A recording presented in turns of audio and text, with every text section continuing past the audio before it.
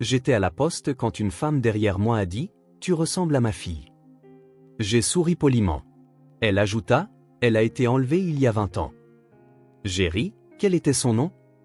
Elle m'a regardé longtemps et a dit « Ton nom ». Le stylo m'a échappé des mains. Avant de commencer l'histoire, n'oubliez pas de laisser un like et de vous abonner à la chaîne pour voir plus d'histoires comme celle-ci. Je faisais la queue à la poste, une carte d'anniversaire pour ma mère à la main, en pensant au fait qu'elle pleurait toujours en lisant celle qui était ornée de fleurs. C'était un mardi tout à fait normal. J'avais des courses à faire, l'épicerie à acheter, le dîner à préparer. Rien dans cette journée ne semblait étrange. Pas avant que j'entende la voix derrière moi. « Vous ressemblez tellement à ma fille. » Je me suis retourné et j'ai vu une femme plus âgée, peut-être dans la fin de la cinquantaine. Ses cheveux gris étaient soigneusement attachés en arrière et elle portait un pull bordeaux bien qu'il fasse chaud dehors. J'ai souri poliment. On dit tout ce genre de choses parfois, n'est-ce pas? Elle avait probablement une fille de mon âge. Peut-être que je lui rappelais quelqu'un. J'ai hoché la tête, tenant toujours mon enveloppe, pensant que la conversation était terminée. Puis elle a dit, elle a été enlevée il y a 20 ans. Cette phrase a eu l'effet d'une gifle. Je suis resté immobile une seconde, incertaine de l'avoir bien entendu. L'air dans la pièce n'a pas changé, mais moi, si. Ma poitrine s'est serrée alors que je la regardais de nouveau.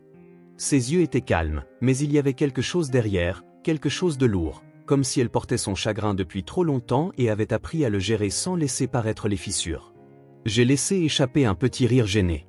Comment s'appelait-elle? Ai-je demandé, moitié par curiosité, moitié pour combler le silence. Elle m'a dévisagé, pas seulement regardé, dévisagé. Sa bouche n'a pas bougé, mais ses yeux étaient rivés aux miens. Comme si elle cherchait quelque chose. Comme si elle connaissait déjà la réponse. Comme si elle ne voulait pas le dire à voix haute, mais ne pouvait s'en empêcher. Finalement, elle a parlé. « Votre nom ?» Au début, j'ai cru avoir mal entendu. J'ai cligné des yeux. « Quoi ?» Elle a répété, sa voix plus assurée qu'avant. Elle s'appelait Hera. C'est à ce moment que le stylo m'a glissé des mains et est tombé par terre. Je ne l'ai pas ramassé tout de suite. Je ne pouvais pas. Mes mains semblaient gelées. Mon esprit se mit à faire ce qu'il fait toujours quand il essaie de donner un sens à quelque chose qui n'en a pas. Comment pouvait-elle connaître mon nom? Il n'est pas courant. Je n'ai rencontré qu'une seule autre personne le portant, et même là, il s'écrivait différemment. J'ai dégluti et forcé un rire qui ne ressemblait pas au mien. Je suis désolé. Quoi? Elle n'a pas bougé. Elle a juste continué à me regarder, les lèvres légèrement entr'ouvertes comme si elle avait peur que je disparaisse si elle clignait des yeux. C'est votre nom, n'est-ce pas? A-t-elle demandé. J'ai hoché la tête lentement. Oui, Elra. Elle a hoché la tête aussi, mais sa façon de le faire n'était pas désinvolte. C'était une confirmation, la preuve de quelque chose qu'elle avait passé des années à chercher. Puis elle a murmuré, je le savais. La file d'attente a avancé. Quelqu'un derrière nous s'est raclé la gorge. Agacé, je me suis penché, j'ai ramassé mon stylo et j'ai avancé d'un pas. Mon cœur battait à tout rompre, mais je ne comprenais pas encore pourquoi. J'avais entendu parler de gens qui perdaient des enfants. J'avais vu des reportages aux informations, mais rien dans ces histoires ne m'avait jamais semblé lié à moi jusqu'à présent. Cette femme n'avait pas l'air confuse. Elle ne semblait pas être quelqu'un qui s'accrochait à une inconnue par chagrin. Elle semblait certaine, et cela me terrifiait. J'ai tendu mon enveloppe au guichetier, j'ai payé l'affranchissement et je suis sorti au soleil, avec l'impression de venir de faire un pas dans le vide.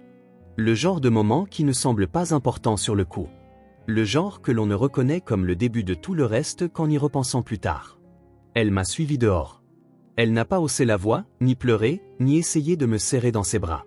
Elle a juste demandé « Puis-je vous parler une minute ?» Une partie de moi voulait courir. Une partie de moi voulait faire comme si rien de tout cela ne s'était produit. Mais une plus grande partie, celle qui s'était toujours demandé pourquoi mes premiers souvenirs n'étaient que des ombres et des flashs et pas grand-chose de plus, est restée. Alors j'ai dit oui. Et c'est à ce moment-là que ma vie entière a commencé à se scinder en deux. Avant ce jour à la poste, ma vie était tranquille. Pas ennuyeuse, pas malheureuse, juste familière de cette manière qui semble sûre mais oubliable. Je vivais dans un petit appartement de 2 chambres au-dessus d'un fleuriste dans le centre-ville de Silverbrook, en Oregon. Ce n'était pas glamour, mais ça sentait le lys tous les matins, et le propriétaire n'augmentait jamais le loyer. J'avais des amis que je voyais le week-end, des clients en freelance qui payaient à temps, et une mère qui m'appelait 3 fois par semaine juste pour vérifier si j'avais mangé quelque chose de vert. J'avais 29 ans. Je travaillais de chez moi comme graphiste. La plupart du temps, je restais en pantalon de survêtement jusqu'à midi. Je buvais trop de café. Je disais que j'allais faire une promenade et je ne la faisais généralement pas. J'aimais mes routines et j'aimais les gens qui leur donnaient forme, en particulier ma mère. Elle s'appelle Mara Cad. Elle a 62 ans maintenant, mais à l'époque, elle venait de prendre sa retraite de son poste d'infirmière.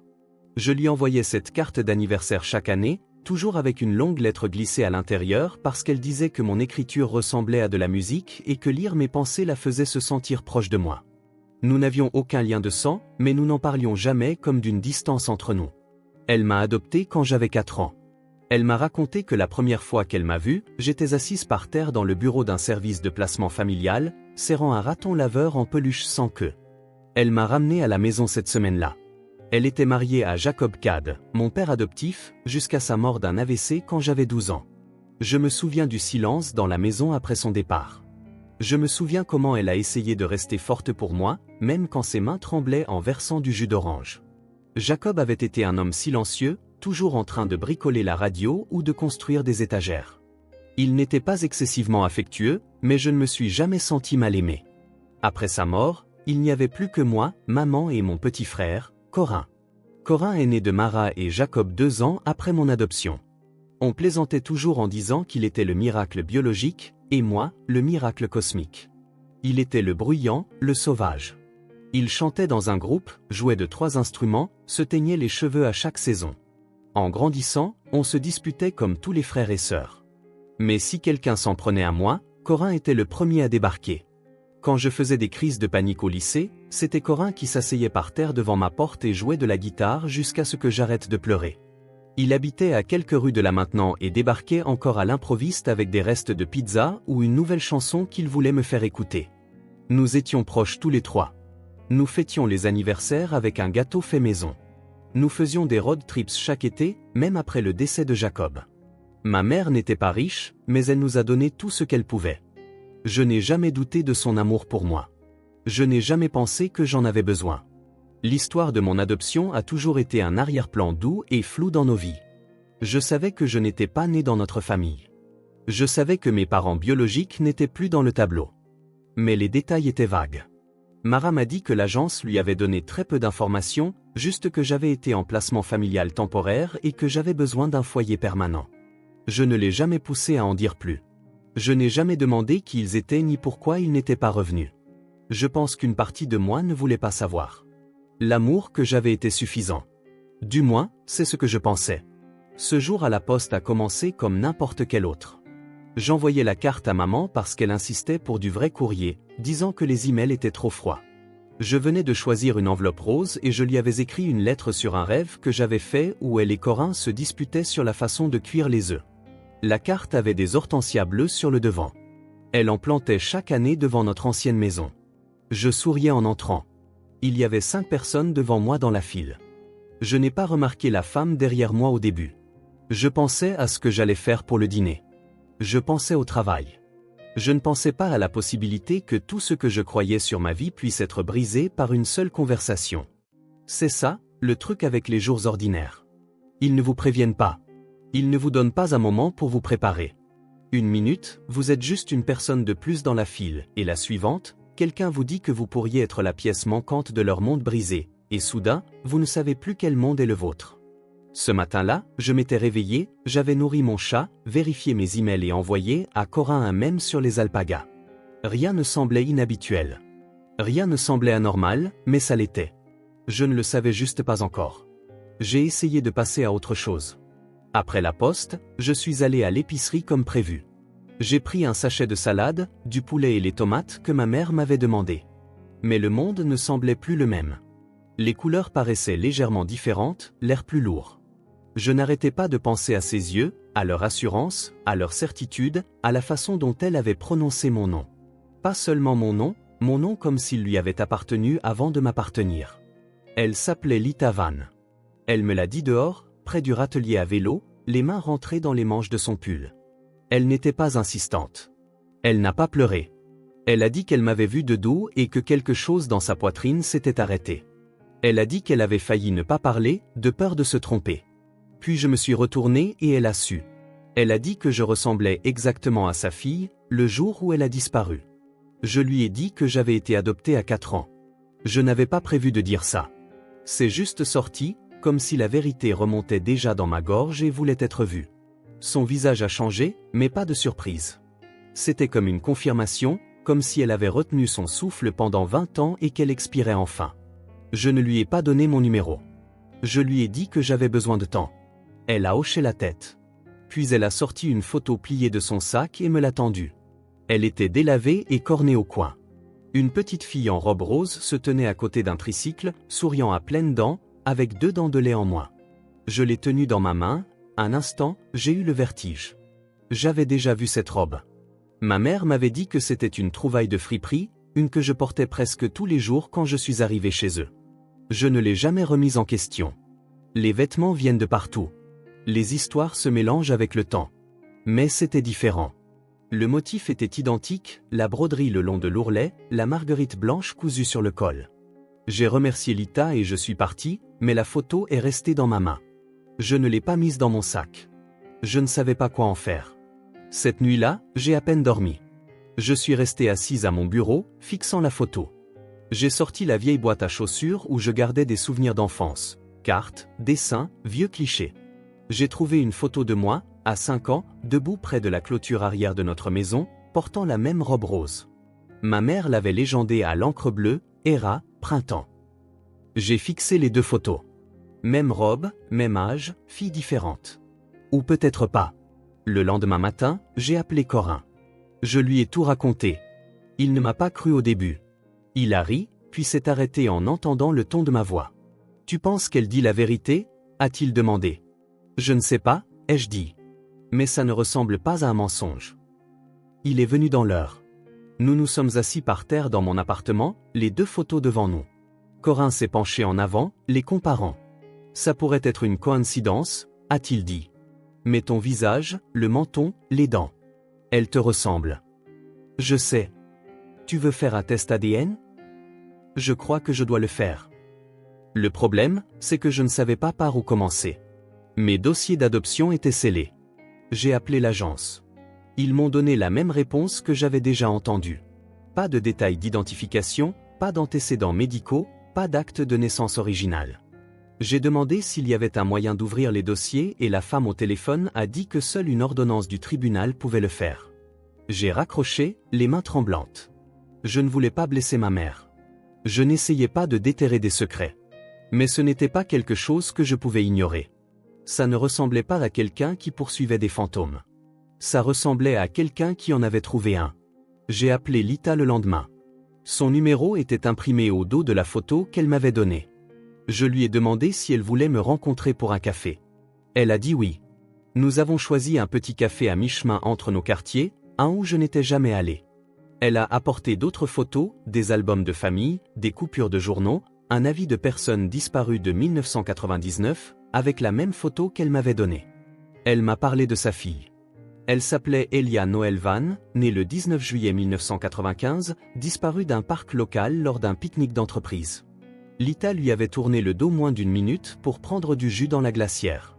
Quand elle s'est retournée, Elia avait disparu. Pas de cris, pas de signe de lutte, juste disparu. J'ai cherché pendant des années, a-t-elle dit. Je n'ai jamais arrêté. Elle ne s'est jamais remariée. Elle n'a jamais déménagé. Elle a gardé le même numéro de téléphone au cas où quelqu'un appellerait un jour. Elle a laissé la lumière de son Porsche allumée pendant 20 ans, chaque nuit. Elle m'a montré une photo d'une chambre avec des poupées encore disposées sur le lit. La chambre d'Elra. J'ai senti quelque chose de profond et d'inconnu se fissurer en moi. Je ne me souvenais de rien d'avant mes 4 ans. Rien de clair, juste des couleurs, des sons étouffés, un giron chaud qui aurait pu être celui de quelqu'un d'autre.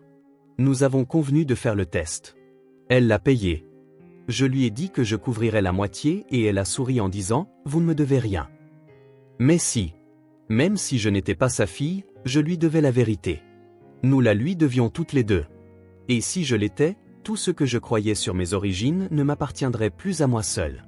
Après la rencontre au café, je ne pouvais pas revenir à la normale. Je le voulais, et pendant quelques jours, j'ai essayé. Je suis allé au travail. J'ai répondu aux emails. J'ai préparé le dîner. Mais tout semblait artificiel. C'était comme traverser une version de ma vie qui ne me convenait plus tout à fait. La photo est restée sur mon bureau.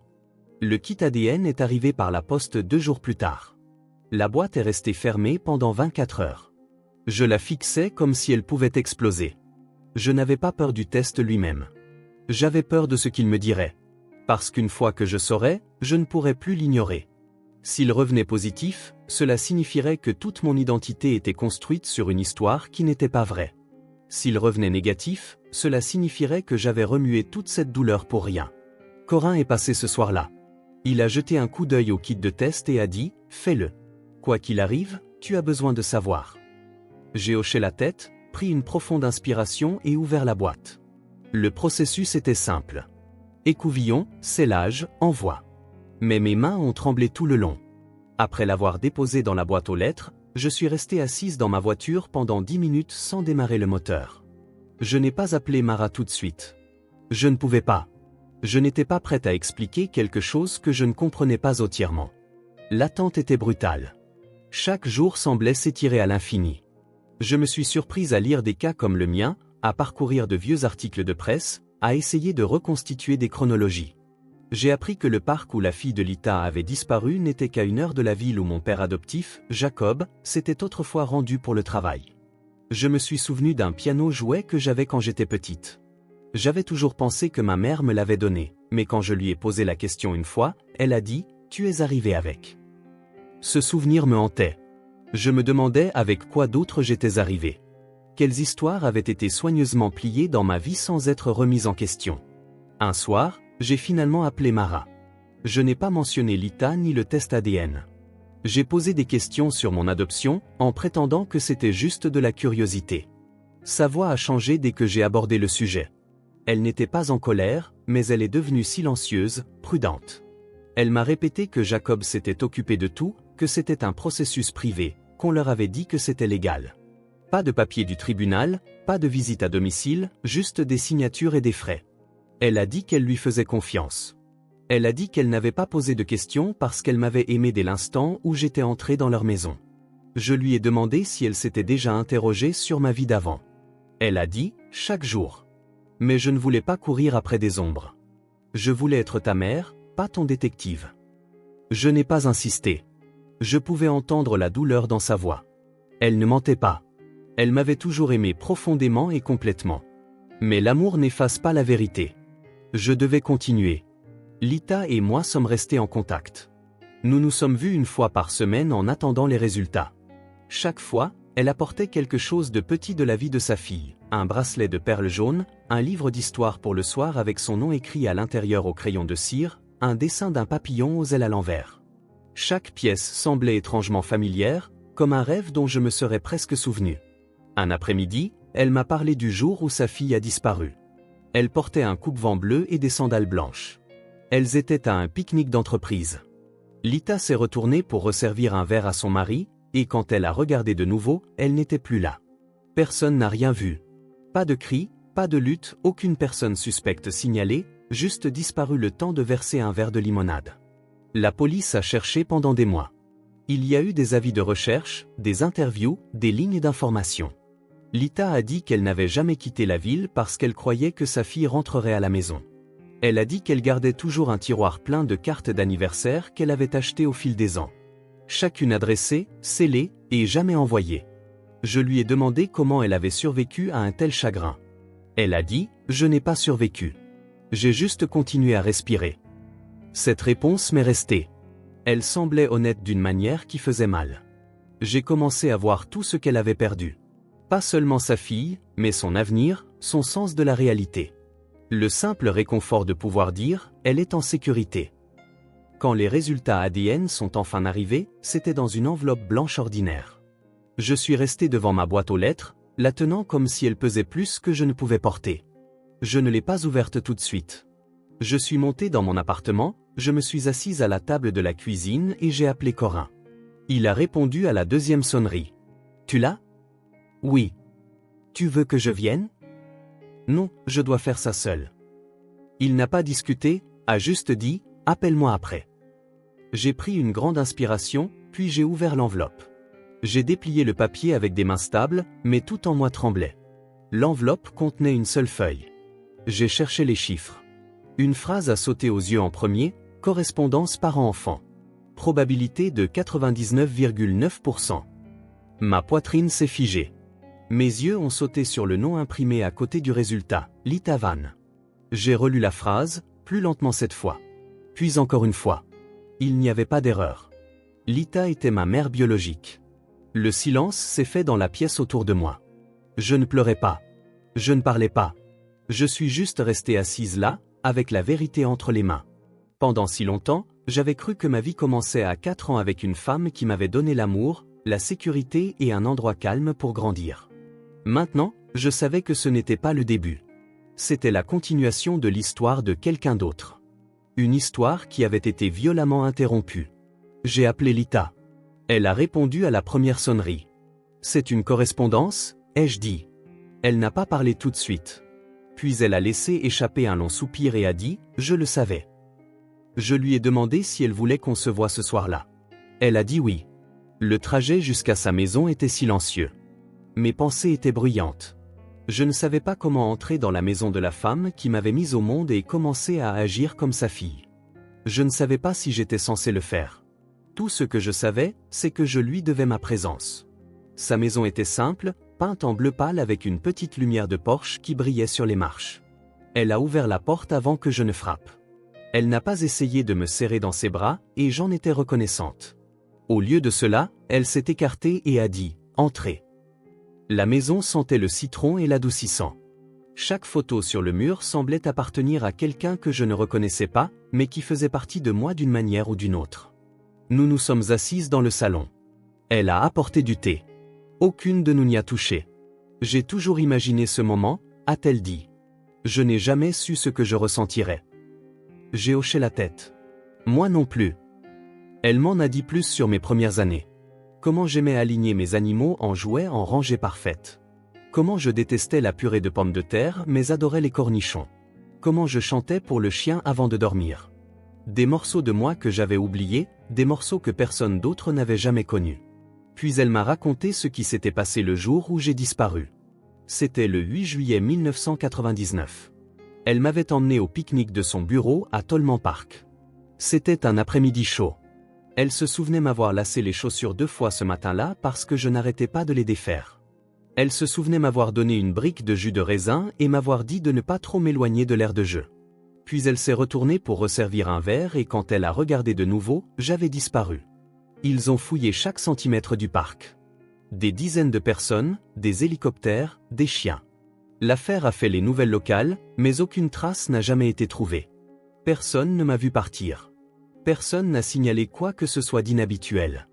Juste un enfant qui disparaît en plein jour. Et puis le silence. Elle n'a jamais cessé de chercher. Chaque année, elle envoyait ma photo à de nouvelles bases de données de personnes disparues. Chaque année, elle allait au parc le 8 juillet et laissait une petite fleur près du toboggan. Elle disait qu'elle fermait les yeux et essayait d'imaginer où je pourrais être. Parfois, elle m'imaginait dans une famille gentille. D'autres fois, elle imaginait le pire. Quand je lui ai parlé de Mara et Jacob, ses yeux se sont remplis d'une douleur complexe que je ne savais pas comment contenir. Il est mort quand j'avais 12 ans, ai-je dit. C'est lui qui s'est occupé de l'adoption. Elle m'a demandé si je pensais qu'il m'avait enlevé. Je voulais dire non. Je voulais croire que l'homme qui m'avait élevé ne m'avait pas volé à ma mère, mais je ne pouvais pas mentir. Je ne sais pas ce qu'il a fait, mais je commence à sentir qu'il n'était pas celui que je pensais. Plus tard dans la nuit, j'ai conduit jusqu'à la maison de ma mère, celle où j'ai grandi, celle avec les rideaux jaunes, le réfrigérateur qui bourdonne et les marches usées du perron. Mara était dans la cuisine en train de plier le linge. « J'ai besoin de te parler », ai-je dit. Elle a vu l'expression sur mon visage et s'est assise lentement. Je lui ai tout raconté. La femme à la poste, le test ADN, les résultats. Ses yeux n'ont pas cligné pendant un long moment. « Je ne savais pas », a-t-elle dit. Sa voix était stable, mais ses mains tremblaient. Jacob m'a dit que c'était privé. Il a dit que l'agence s'occupait de tout. Je l'ai cru. Je n'ai jamais posé de questions. Je l'ai regardée, la femme qui me serrait dans ses bras quand j'avais des terreurs nocturnes, qui veillait avec moi pendant les fièvres, qui m'a appris à conduire, à m'excuser, à me défendre. J'ai vu le chagrin sur son visage, mais je n'ai pas vu de culpabilité. Je te crois, ai-je dit. Elle s'est effondrée. Pour la première fois depuis des années, je l'ai vue pleurer comme les gens pleurent quand quelque chose se brise en eux. Elle a tendu la main vers moi, et je ne me suis pas reculé. Tu étais à moi, a-t-elle dit. Je sais que tu n'as jamais été à moi comme je le pensais, mais tu étais à moi. Tu le es toujours. Et j'ai dit, je sais. Parce que l'amour ne disparaît pas quand la vérité apparaît. Il ne s'évanouit pas quand le sol se dérobe. Il se plie. Il s'étire. Il fait de la place pour ce qui est réel et s'accroche toujours à ce qui comptait. Cette nuit-là, j'étais assise entre deux vérités. L'une née du sang, l'autre née de l'amour. Et pour la première fois, j'ai vu les deux comme faisant partie de la même histoire. La mienne. Les semaines qui ont suivi ont été calmes, de ce calme que seul un changement profond peut apporter. Pas silencieuse, pas vide, mais pleine d'une quiétude qui exigeait la réflexion. J'avais des réponses maintenant, mais cela ne signifiait pas que je me sentais entière. Cela signifiait que je devais recommencer, avec toutes les pièces bien en vue. J'ai passé du temps avec Lita. Elle me laissait de l'espace quand j'en avais besoin, mais gardait toujours la porte ouverte.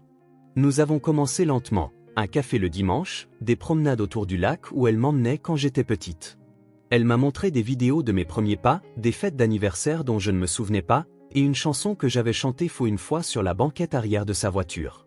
Elle m'a parlé de mon père, l'homme qui n'a jamais cessé de croire que je reviendrais. Il est mort d'une maladie cardiaque 5 ans après ma disparition. Elle a dit que me perdre l'avait brisé. J'écoutais avec une douleur silencieuse que je n'essayais pas d'expliquer. Chaque histoire qu'elle partageait ajoutait un autre fil à une vie que je n'avais jamais vécue mais qui m'avait toujours appartenu. Je voyais des aperçus de moi-même dans la fille sur les cassettes, mais je voyais aussi une étrangère. Cette partie était difficile. Je voulais tout ressentir d'un coup. Je voulais combler le fossé entre hier et aujourd'hui. Mais la guérison n'est pas un sprint. C'est une lente marche dans une vie que l'on doit choisir, un jour à la fois. À la maison, Mara vivait son propre deuil, non pas pour un enfant perdu, mais pour la vérité qu'elle n'avait jamais connue. Elle se sentait trahie, non pas par moi, mais par l'homme en qui elle avait eu confiance. Elle a dit que cela la faisait remettre en question chaque décision qu'ils avaient prise ensemble. Mais elle n'a jamais cessé de m'aimer. Elle n'a jamais essayé de me retenir plus fort ou de s'éloigner. Au lieu de cela, elle a dit, nous traverserons cela ensemble et je serai fière de toi à chaque étape. Corin est resté mon point d'ancrage. Il débarquait avec de la musique, des plats à emporter et les mêmes blagues nulles qu'il racontait toujours. Il m'a dit que peu importait quel sang coulait dans mes veines. Tu es ma sœur, a-t-il dit. C'est le seul fait qui m'importe. Nous avons commencé des dîners de famille avec les deux mères. Le premier était gênant. Le deuxième plus facile. Au troisième, Mara et Lita se passaient les plats comme si elles avaient toujours partagé une table. Il y avait quelque chose de beau à regarder deux femmes qui avaient toutes les raisons d'être des étrangères décidées d'être autre chose à la place. Aucune n'a essayé de me revendiquer. Elles ne se sont pas disputées pour savoir qui était la plus réelle. Elles ont simplement fait de la place l'une pour l'autre et pour moi. Je suis allé en thérapie. J'ai déballé ma colère, ma confusion et ma culpabilité. J'ai dû apprendre que rien de tout cela n'était de ma faute. Qu'être aimé par la mauvaise personne ne me rendait pas complice. Qu'être élevé avec soin n'annulait pas la vérité sur la façon dont j'étais arrivé là. J'ai dû tenir à la fois le deuil et la gratitude. Finalement, je suis allé à la police. J'ai remis tout ce que j'avais. Les photos, les chronologies, les résultats des tests. Une enquête sur le passé de Jacob a été ouverte. Il n'était plus là. Mais cela ne signifiait pas que l'histoire devait rester enterrée. Ils ont trouvé des incohérences dans ses carnets de voyage, des liens avec des intermédiaires en adoption à la mauvaise réputation, et le nom d'un homme en Arizona qui avait été inculpé des années auparavant dans une affaire similaire. Je ne sais pas s'il y aura un jour justice, mais je sais qu'il y a maintenant une vérité, et c'est un début. 1 an après avoir rencontré Lita, je me tenais avec elle à Tolman Park. C'était le 8 juillet. Elle a apporté une seule marguerite blanche, la même qu'elle avait laissée là chaque année depuis ma disparition. Cette fois, elle me l'a tendue. C'est à toi de la déposer, a-t-elle dit. Je me suis dirigé vers la base du toboggan et je me suis agenouillé. J'ai placé la fleur doucement dans l'herbe, non pas comme un symbole de ce qui a été perdu, mais de ce qui a été rendu. Pas seulement à elle, mais à moi. Mon nom, mon histoire, ma mère, mon histoire. Je vis toujours dans le même appartement au-dessus du fleuriste. Ma vie semble la même de l'extérieur, mais à l'intérieur, je me sens différente, plus honnête, plus complète. Je sais d'où je viens et je sais qui m'a élevé. Je sais ce qui a été pris et ce qui a été donné, et j'apprends à vivre avec tout ça. Les gens me demandent comment je me sens maintenant. Je leur dis que je suis encore en train de digérer. J'apprends encore à tenir deux vérités à la fois. Que la femme qui m'a donné la vie et la femme qui m'a élevé sont toutes les deux ma mère. Que l'amour et la perte peuvent cohabiter dans la même pièce. Qu'un mardi tranquille à la poste peut ouvrir la porte à tout ce que vous pensiez savoir. Et je leur dis ceci, je m'appelle Elra. J'ai été perdu. J'ai été retrouvé. Et maintenant, je suis chez moi. Si cette histoire vous a ému, si elle vous a fait réfléchir au pouvoir de l'identité, de la famille et de la vérité, veuillez prendre un moment pour aimer cette vidéo, la partager avec quelqu'un qui croit que même dans les moments les plus ordinaires, la vie peut basculer de manière extraordinaire. Si vous avez déjà remis en question votre passé ou trouvé la force de le découvrir, j'adorerais vous lire. Laissez un commentaire ci-dessous. Votre histoire compte aussi. Et si vous voulez plus d'histoires réelles et personnelles qui révèlent des vérités cachées et explorent ce que signifie être humain, abonnez-vous à la chaîne. Il y a encore tellement de choses à venir. Merci d'être ici. Merci d'avoir écouté. Et où que vous soyez dans votre parcours, puissiez-vous toujours trouver votre chemin.